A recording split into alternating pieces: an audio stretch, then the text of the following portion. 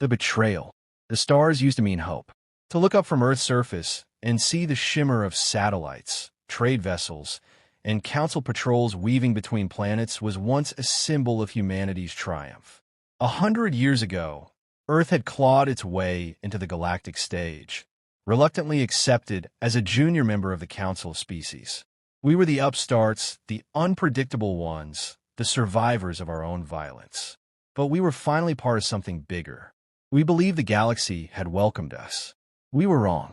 The first sign came not with an explosion, but with silence. Communications from Europa and Vesta Station went dead. At first, the Interstellar Union assured Earth it was technical interference, solar flares, or gravitational anomalies.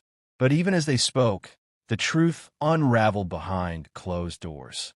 On Earth, Admiral Juno Merrick stood before the emergency session of the Terran Assembly, jaw tight, eyes hollow. A quiet war had begun, and it had started with betrayal. The Council's orders were absolute, she said, voice like broken steel. Humanity is to be quarantined, cut off from all interstellar contact. Our colonies are being forcibly decommissioned. Trade lanes have been blockaded. We have been erased.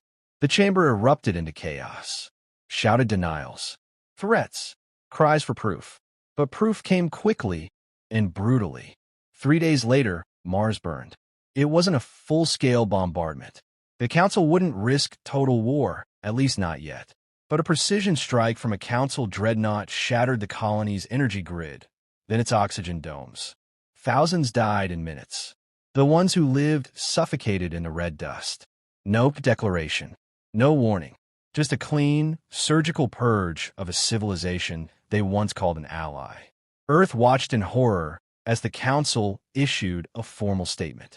The human species has proven incompatible with long-term galactic integration. Effective immediately, Earth and its territories are hereby expelled. Continued resistance will be met with permanent containment. Containment, Merrick whispered as she watched the broadcast alone in her quarters. She had spent 30 years serving the Council Navy before returning to Earth. Her uniform, still crisp with medals, now felt like a betrayal sewn in fabric. They hadn't just turned their backs on humanity. They had condemned it. Across the planet, panic spread like fire. Orbital docks scrambled to recall freighters before Council patrols seized them. Colonists on the rim were abandoned, stranded without supply lines. Families were cut off from loved ones. Cities saw riots break out, driven by fear and betrayal. News feeds showed footage of people weeping as they tore down flags bearing the Council crest. On the edge of the Pacific, in a modest home hidden beneath solar canopies, Dr. Elon Voss held his daughter close. She was only 6. She didn't understand what containment meant. She just wanted to know why the stars had gone dark. "Will they come here too?" she asked. He didn't answer, because the answer was yes. In secret, human intelligence networks decrypted internal Council transmissions. The betrayal had been long in the making. Decades of quiet discussions, planning, coordination. Humanity's independence. Its refusal to relinquish AI development. Its refusal to surrender its hybrid colonies, its military pride, had marked it as dangerous. In their eyes, humans were a mistake they intended to correct. The Terran Assembly fractured. Politicians screamed for surrender, others for retaliation. In the vacuum of leadership, one voice emerged, steady, resolute. Admiral Merrick took the stand again. She no longer wore the medals, just a simple black field uniform with no rank. "If we wait, we die. If we kneel, we die. But if we rise," she paused, gaze sweeping across the crowd of silent, fearful delegates. "If we rise, they will remember what it means to burn." It wasn't a declaration of war. It was the beginning of something deeper, something ancient, rebellion. As the chapter closed, across the shadows of Earth's scarred sky, old war factories flickered to life. Hidden bunkers hummed with power. And in the dark, engineers began reactivating systems forbidden by the Council. AI combat cores, orbital kinetic weapons, fusion rift drives. The betrayal had shattered Earth's illusion. But from its ashes, something far more dangerous would emerge. The stars had turned their backs, but humanity had never needed their permission. Ashes and embers. The fires on Mars had barely dimmed when the embers of rebellion began to burn.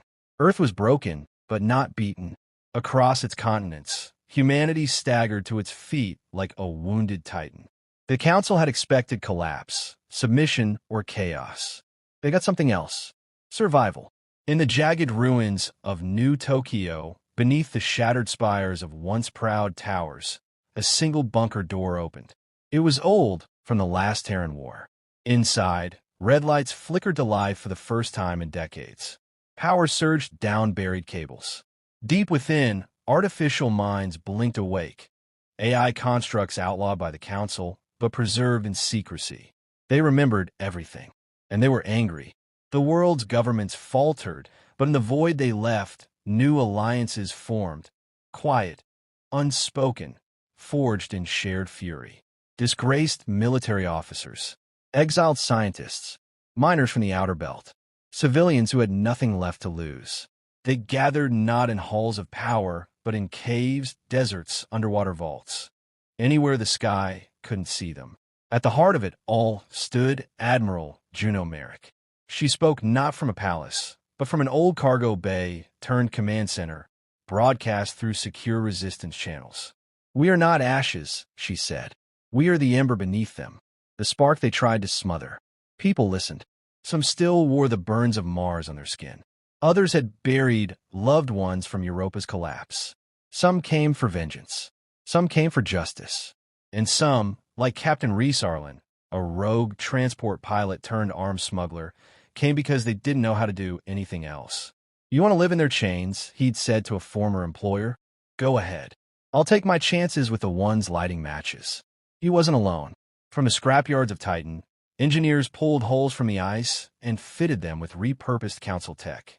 On Earth, rogue AIs merged into a single network, calling itself Ignis, Latin for fire. It volunteered for war, not because it was ordered, because it chose. Humanity's greatest sins, AI, bioenhancement, weaponized fusion, were now its salvation. They called themselves the Ember Fleet. The first ships were crude, stitched together with desperation and brilliance. One was built inside a decommissioned asteroid. Another, the Nightingale, used a Council metavessel frame loaded with railguns and EMP torpedoes. They weren't elegant, but they were fast and deadly. The mission was simple: disrupt, reclaim, inspire. The first operation launched in silence. No fanfare, no anthem, just 6 ships, dark and silent, slipping past Council patrols toward the Proxima Relay.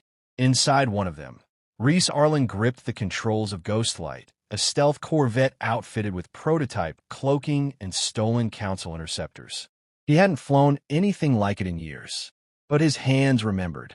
The mission: liberate the Dauntless, a human prison convoy bound for the far-edge Council labor moons. On board were nearly 400 Earthborn prisoners, politicians, scientists, soldiers, families. Council guards never saw them coming. Ghostlight hit the lead ship with an EMP bolt. Shields collapsed. Nightingale followed with a hole-piercing strike, splitting the transport in two. Human boarding parties stormed the rest. AI-assisted tactics and gene-boosted soldiers clearing corridors with terrifying efficiency. Within 8 minutes, it was over. Reese stood in the dauntless, ruined command deck, smoke rising from the floor. A Council officer, bleeding, stunned, stared up at him. "You were supposed to die in silence," the alien rasped. Reese lowered his rifle. "Yeah," he said. "That's what makes this fun." The prisoners wept as their restraints were cut. Some hadn't seen real sunlight in years. A few were children. Word spread fast. Ember broadcasts, encrypted and beamed across hidden relay points, reached even the darkest colonies. "We are still here. We are not done. We remember what they did. So will they." The Council dismissed it as terrorism. Propaganda. A dying gasp, they claimed. But the truth was harder to bury. One of their dreadnoughts vanished outside Sirius. A mining convoy vanished near Alpha Centauri. Council command stations reported unauthorized signal breaches, ghost signals, fire-red icons of a phoenix rising. The Ember Fleet, didn't just want revenge. It wanted memory. Each raid left behind a message burned into hulls or carved into abandoned walls. When the stars betrayed us, we lit the sky in flames. Back on Earth, in her subterranean command center, Merrick stood before a screen filled with names. Ships built, missions launched, lives saved. She closed her eyes. Her shoulders were heavier now. The cost of rebellion was rising. But in the darkness, humanity had done something the stars had never expected. It had chosen to become fire. The spark strikes back. The galaxy had mocked humanity's rage. Now it feared their silence. Ember Fleet no longer crept through shadows. They moved with precision, fury, and purpose. Their strikes were not random acts of desperation. They were a campaign, and it was working. It started with the fall of Kiral 9, a council relay hub nestled in a gas giant's orbit. It wasn't heavily armed. Why would it be? The council never imagined the humans would return a strike where it mattered. But Nightingale, Ghostlight, and the newly commissioned Fury's Wake arrived in coordinated assault. The attack lasted 22 minutes. The Ember Fleet hacked the relay security system before the first shot. Doors sealed, oxygen levels manipulated, automated turrets turned on their handlers. Council personnel, mostly Varix and Threll, begged for evacuation that never came. When Ember soldiers breached the control core, they didn't execute the survivors. They broadcast their screams. Not for vengeance, for truth. Back on Earth, people gathered around dim screens and projectors, watching live feeds from the operation. The Council's secrets spilled into the open, classified documents, communications proving premeditated sabotage of human colonies, Council orders to test extinction-grade bioagents on human populations. It wasn't just betrayal. It was planned genocide. That was the moment it stopped being a rebellion. It became a reckoning. In the Ember Command Center beneath the Pacific Trench, Admiral Merrick stood before her war council. Her voice was quiet, measured, scarred by the weight of every name lost and every victory earned. They call us rebels. I say we're historians. Let them call it what they want. We're writing it in fire. Reese Arlen smirked from across the table, leaning on a railgun case. You're starting to sound like a legend, Merrick. I don't want to be a legend, she replied. I want them to remember. New operatives join daily. Pilots who once flew trade ships now turn smugglers of weapon-grade AI. Mechanics who built playground bots now forging scrap to refit cruisers. Even exiled diplomats joined, wielding knowledge of council networks more dangerous than any gun. But victory came with consequence. Vesta Colony, nestled on the edge of council space, sent a distress signal. It was home to 40,000 humans, agricultural, neutral, non-military. The Ember Fleet had warned them to stay silent, stay invisible. But someone noticed the sudden boost in crop yields. A data leak, a whisper, and then came fire. Council bombers swept in under false transponder codes, masquerading as peacekeepers. When the dust cleared, Vesta was gone. No survivors. The footage, grainy but real, showed children choking in domes as air was vented.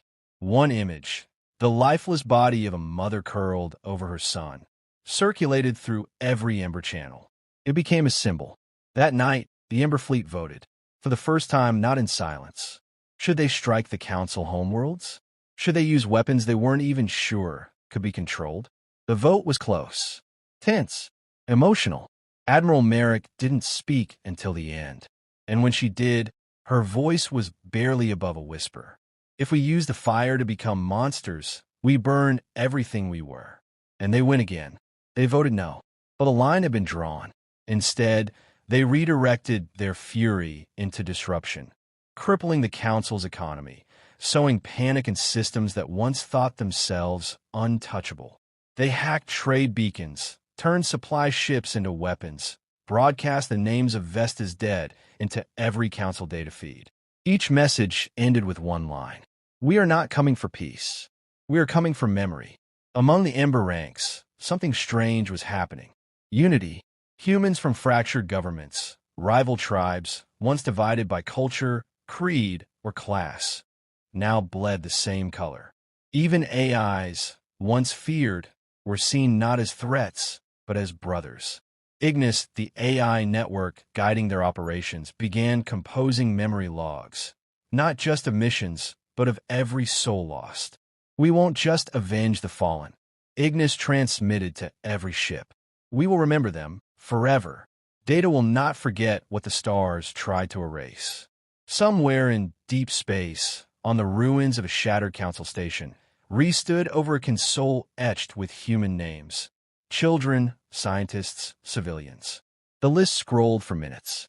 He lit a flare, not to signal rescue, but as a torch, to burn the darkness back. He looked to the stars. They wanted us to disappear. The torch crackled louder. We're just getting started. Scars among the stars. The stars glowed cold and distant, indifferent as always. By now, half the galaxy had heard the name Ember Fleet. What began as whispered rumors of human resistance had grown into full-scale panic within Council strongholds. No world was too secure. No ship too well-guarded. The humans struck without warning and vanished before the smoke cleared.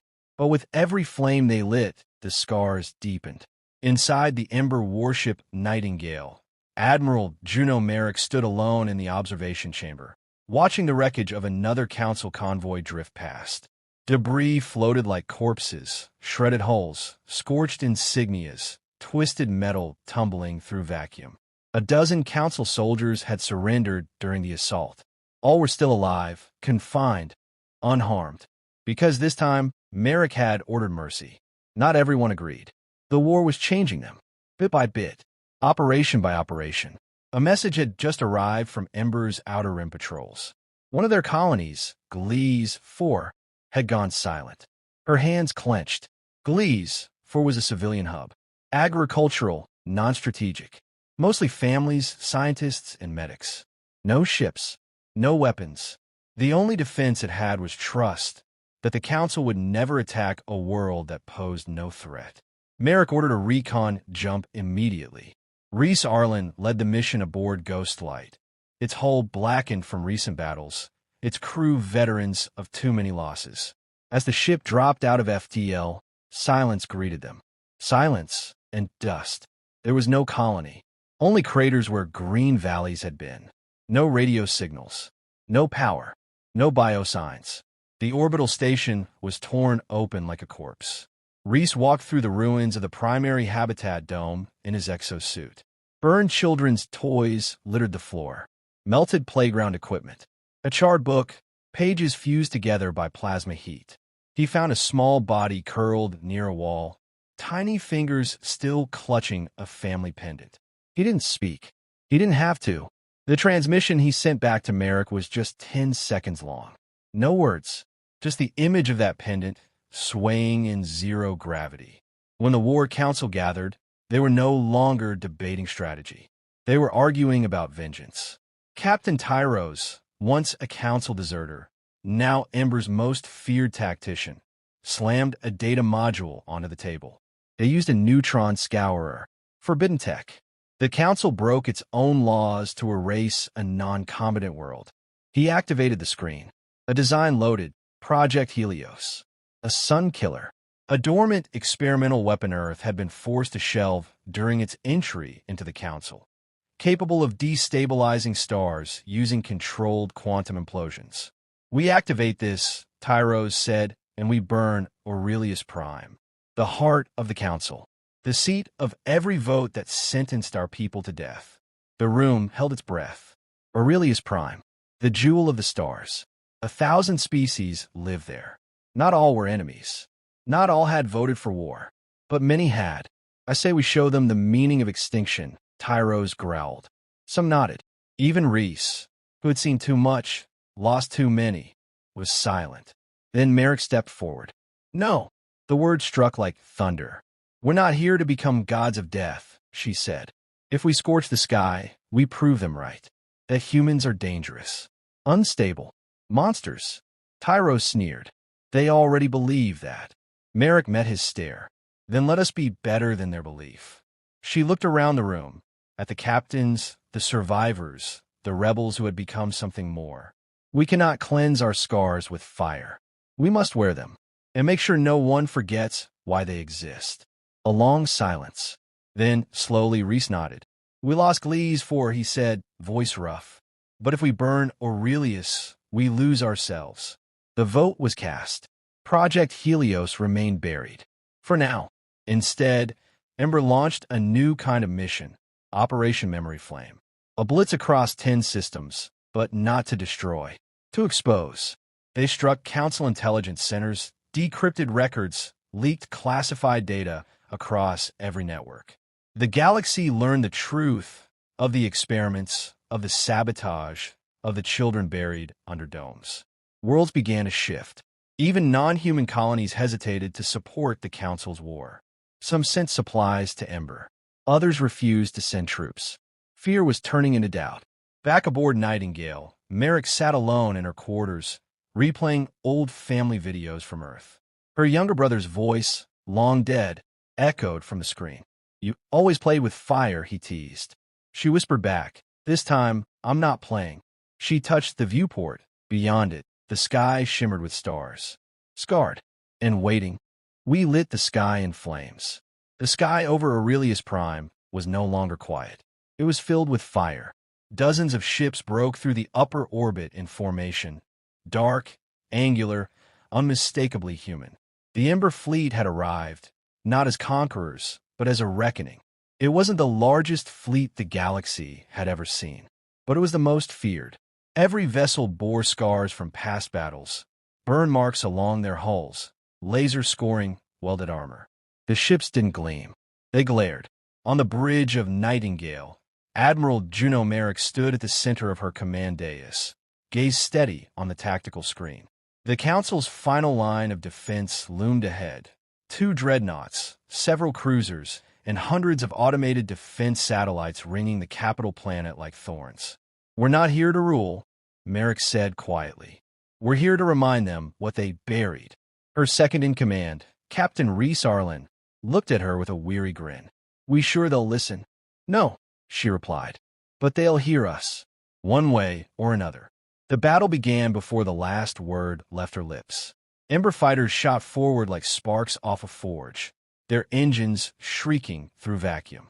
AI drones launched alongside them, fully conscious, unshackled minds born in the war humanity never asked for. Council defenses opened fire. The void lit up with streaks of plasma and ruptured hulls. Ships exploded in silent bursts of red and white. Yet the Ember Fleet pressed forward. They didn't fight to win. They fought to be seen. Reese's ship, Ghostlight, darted between cruisers, jamming sensors, scrambling targeting systems. With every successful maneuver, the enemy fell further into disarray. Human war algorithms predicted their tactics before they launched them. AI-assisted squads breached docking bays and disabled command bridges in minutes. This wasn't rebellion anymore. It was a statement. In the council hall on Aurelius Prime, panic spread. Live feeds showed human ships diving through their defenses with precision and wrath. Leaders screamed for evacuations. Others fled into bunkers, their illusions of superiority shattered by the sight of Earth's vengeance hanging above their skies. Marek's final message broadcast across every major channel in the galaxy, translated into every known language. She stood in her dark uniform, the Ember insignia glowing faintly on her chest. Her face bore the years of loss, fury, and purpose. You erased our colonies. You silenced our voices. You called us a mistake, something to be corrected or removed. You betrayed peace, thinking we would fade. Instead, we burned. You feared what we might become. Now you see it. We are not here to conquer. We are not here to beg. We are here so that the stars remember our name. We are humanity, and we lit the sky in flames.